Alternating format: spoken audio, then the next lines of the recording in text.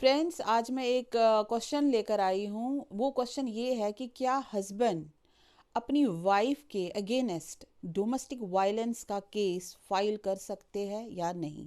या अगर मैं दूसरे टाइप में ये कहूँगी कि वो हस्बैंड जो डोमेस्टिक वायलेंस का शिकार है, जिनकी वाइफ उन्हें हरास करती है या जिनकी वाइफ उनके पेरेंट्स को हरास करती है, तो क्या ऐसे हस्बैंड डोमेस्टिक वायलेंस एक्ट के तहत अपनी वाइफ के खिलाफ केस फाइल कर सकते हैं, कोर्ट में कर सकते हैं या नहीं कर सकते हैं।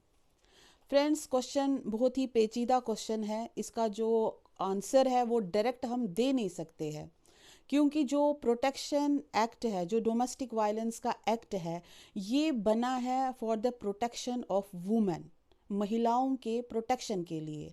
अब इस प्रोटेक्शन में हम चाहते हैं कि ये प्रोटेक्शन हस्बैंड को भी मिले। तो बहुत सारे केसेस है। मैं आज आपको केसेस भी ऐसे हस्बैंड्स के बारे में बताऊंगी कि जिन्होंने इसी प्रोटेक्शन एक्ट से कंपनसेशन वाइफ पर 10 लाख का कंपनसेशन भी किया है, 10 लाख रुपए वाइफ से लिए हैं इसी एक्ट से। पर कैसे, वो मैं आपको बता दूंगी आज के इस सेशन में। उस हस्बैंड की कहानी जिसने अब हार नहीं मानी, जिसको उसकी वाइफ ने घर से निकाल दिया, बेघर किया और फिर डोमेस्टिक वायलेंस एक्ट का केस भी डाला, लेकिन वो हस्बैंड ने हार नहीं मानी। उसने लगातार लगातार उसका जवाब दिया और फाइनली वो केस जीत गया। और यहाँ तक कि कोर्ट ने ये भी कहा कि जो उसकी वाइफ है, उसने जो ये केस है उसका मिसयूज़ किया है, कहीं ना कहीं मिसयूज़ किया है। तो फ्रेंड्स, आज यही हमारा टॉपिक है। और अगर आपको भी इस टॉपिक के बारे में जानना है तो बने रहिए मेरे इस सेशन के एंड तक, और इस वीडियो को आप स्किप मत कीजिए, क्योंकि इसमें मैं सारी बातें बताऊंगी कि किस तरह से एक हस्बैंड कोर्ट से न्याय ले सकता है अपने लिए या अपने परिवार के लिए। तो नमस्कार दोस्तों, मैं हूँ एडवोकेट पूनम कोल और आप देख रहे हो कानून की जानकारी। तो फ्रेंड्स, जिस केस के बारे में आपको आज हम जो डिस्कस कर रहे हैं वो स्क्रीन पर फ्लैश हो रहे हैं। J&K कोर्ट का ये मैटर है, तो इसके ब्रीफ फैक्ट्स बताती हूँ मैं। तो इसके ब्रीफ फैक्ट्स ये है कि जो वाइफ है उसे डोमेस्टिक वायलेंस फाइल किया था, कंप्लेंट की थी डोमेस्टिक वायलेंस एक्ट 2005 के तहत। उसने सेक्शन 12 में कंप्लेंट की थी कोर्ट में, और ये की थी उसे 26/2/2019 को कंप्लेंट फाइल की थी। और उस कंप्लेंट जब उसे फाइल की थी, जो मजिस्ट्रेट साहब है उसने उसमें SHO को दिया था फॉर इन्वेस्टिगेशन। लेकिन इसी के साथ एक और एप्लीकेशन उसने फाइल की थी कि उसको जो उसके हस्बैंड है उसको नोटिस हुआ, और उसके साथ साथ ये ऑर्डर हो गया कि वो उसके जो घर है वो उस घर में उसकी जो एंट्री है वो रेस्टेन होगी, वो उस घर में नहीं जा सकता है, वो किसी रिलेटिव को लेकर उस घर में नहीं जा सकता, वो कोई ऐसा एक्ट नहीं कर सकता है जिससे जो वाइफ है उसको हरास हो जाए। तो ये सारा ऑर्डर हो गया था, और इन शॉर्ट उसको घर आने से मनाही थी। ना ही वो रिलेटिव के थ्रू घर जा सकता था और ना ही वो पुलिस फोर्स लेकर घर जा सकता था। तो ये ऑर्डर में साफ साफ लिखा था कि वो घर नहीं जा सकता है, रेस्टेन था। तो इस पर जब हस्बैंड ने ये वाला ऑर्डर है, ये हुआ था 23/3/2019 को, ये वाला ऑर्डर हुआ था। तो इस ऑर्डर के बाद हस्बैंड ने इसमें ऑब्जेक्शन लगाई। ऑब्जेक्शन क्या लगाई? उसने एक काउंटर पिटिशन फाइल किया, जैसे हम बाकी सिविल सूट्स में करते हैं काउंटर पिटिशन फाइल, उसने भी किया। तो वो काउंटर पिटिशन जो है, काउंटर पिटिशन का मतलब ये है कि जैसे वाइफ ने डोमेस्टिक वायलेंस का केस फाइल किया, तो इसने उसका काउंटर किया कि मेरे साथ डोमेस्टिक वायलेंस हुआ है, तो उसको एज अ ऑब्जेक्शन लिया गया कोर्ट में कि तुम ये कर नहीं सकते हो, क्योंकि हस्बैंड, ये जो प्रोटेक्शन एक्ट है ये वाइफ के लिए है, तो हस्बैंड नहीं कर सकते। तो यहाँ पर एज अ ऑब्जेक्शन उसको ले लिया गया, क्योंकि जब भी कोई मैटर हो, चाहे वो डोमेस्टिक वायलेंस का मैटर हो या चाहे कोई भी मैटर हो, अगर एक पक्ष, वन साइड कुछ कंप्लेंट कर रहा है, तो दूसरी पार्टी को ये पूरा पूरा हक है कि वो अपनी बात भी रखे। तो इसी तरह से इसने भी, यहाँ पर जो रेस्पोंडेंट है यानी हस्बैंड है, उसने भी अपनी बात रखी कोर्ट के समक्ष और उसने भी अपनी बात बताई। तो उस जो ऑर्डर हुआ था, जो 23 2019 का ऑर्डर हुआ था, उसको उसके बाद मॉडिफाई किया गया। वो 29/4/2019 में उसको मॉडिफाई किया गया। क्या मॉडिफाई किया गया? उसमें ये कहा गया कि जो हस्बैंड है वो भी उस घर में रहेगा और वाइफ भी उस घर में रहेगी। 30 साल शादी के हुए हैं, 30 साल में ये हस्बैंड की जो मनी थी, जो उसका कमाया हुआ जो धन था, मनी थी, उससे उसने ये मकान बनाया हुआ है, तो इसका पूरा पूरा हक बनता है कि वो वहां रहे। तो दोनों पार्टीज यानी हस्बैंड और वाइफ प्यार मोहब्बत से उस घर में रहे बिना किसी झगड़े के। और जो मकान है उसमें जो 2 कमरे हैं वो एटलीस्ट वो 2 कमरे हस्बैंड को दिए जाएंगे। तो ये जो पार्टीज है वो विदाउट एनी झगड़ा फसाद के रहेंगे, प्यार मोहब्बत से रहेंगे। ये ऑर्डर हुआ था। और ये जब ऑर्डर हुआ था तो इसके लिए जो वाइफ है वो अपील में चली गई। अपील में ये जब चली गई तो अपील डिसमिस हुआ, यानी वो अपील हस्बैंड के फेवर में ही आया। जब वाइफ की अपील डिसमिस हुई, दैट मीन्स कि वो जो ऑर्डर है, जो पहला वाला ऑर्डर है, उसको ही रखा गया। तो यानी हस्बैंड के फेवर में हुआ।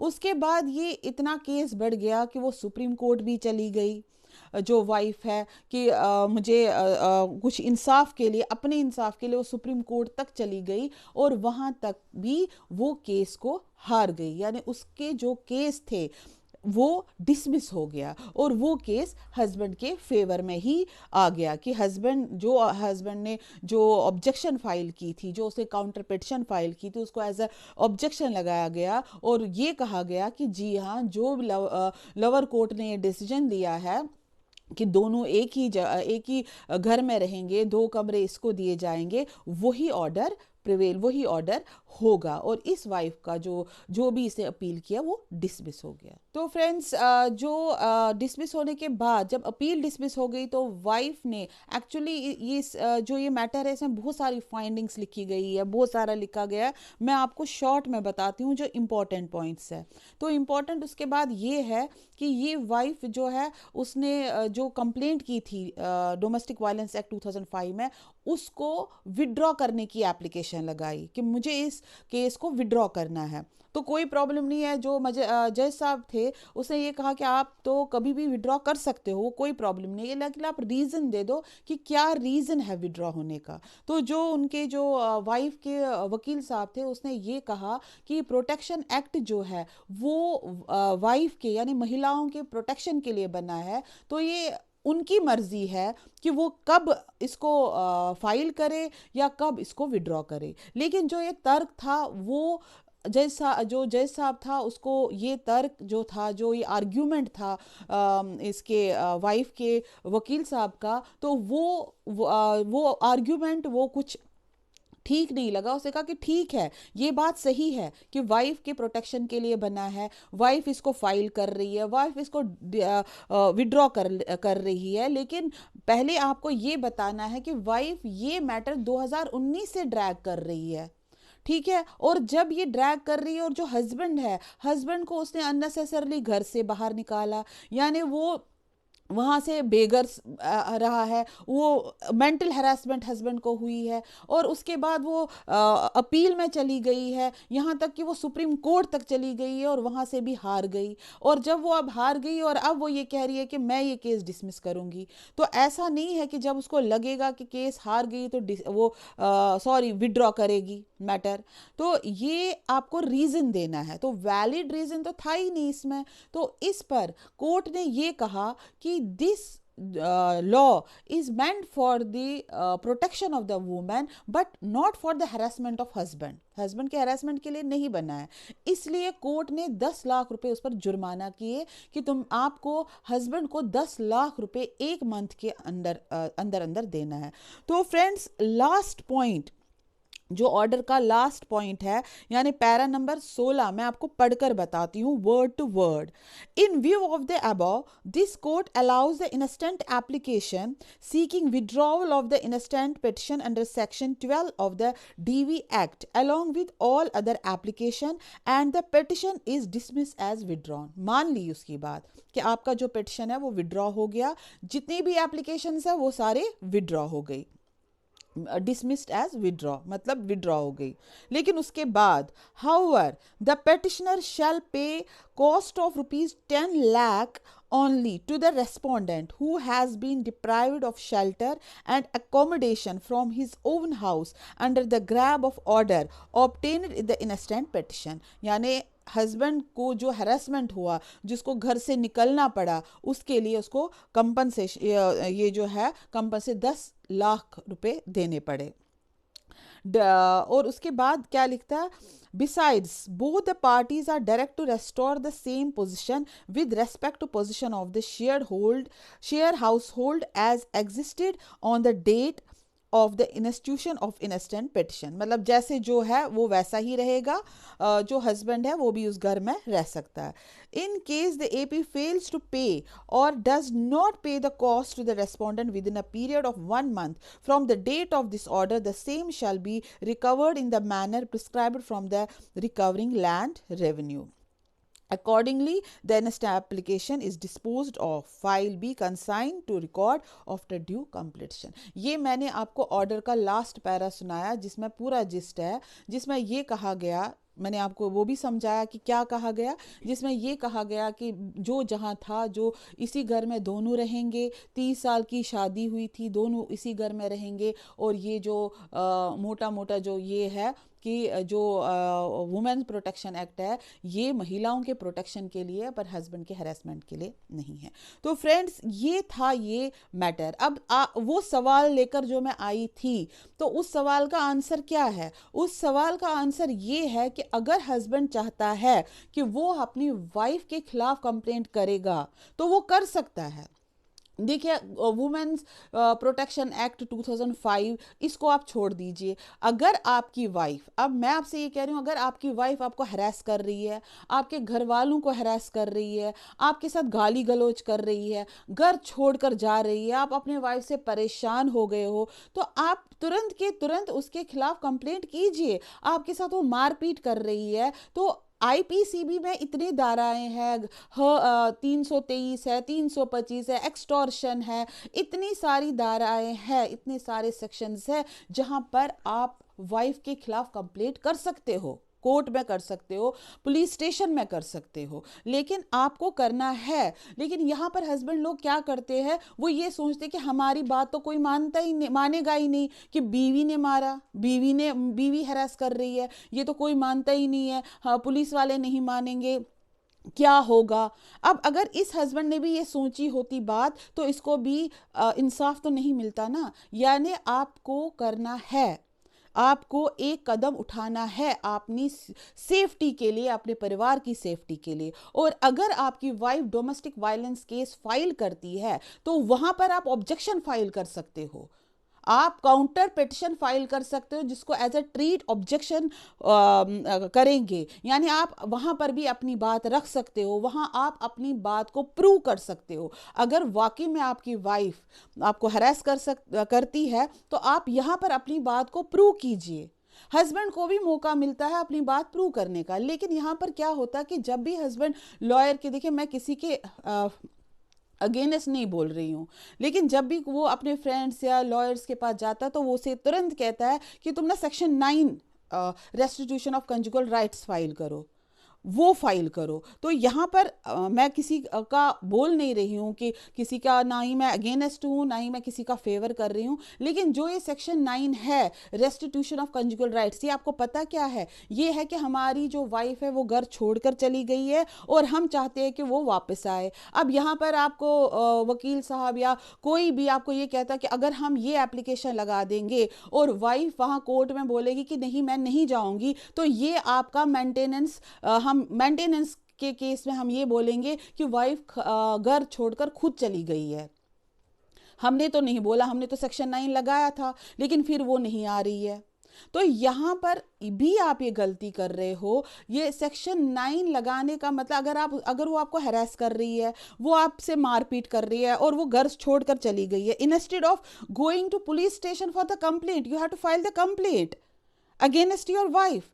बट आप क्या कर रहे हो? आप सेक्शन 9 डाल रहे हो, क्योंकि आप ये कह रहे हो, आप फिर उसको बुला रहे हो, आजा। तो इसमें क्या होता है, इसमें वाइफ ये कोर्ट में ये कहती है जी ये मुझे बुला रहा है, क्योंकि ये मुझे सता रहा है, ये मुझे जो है हरास कर रहा है।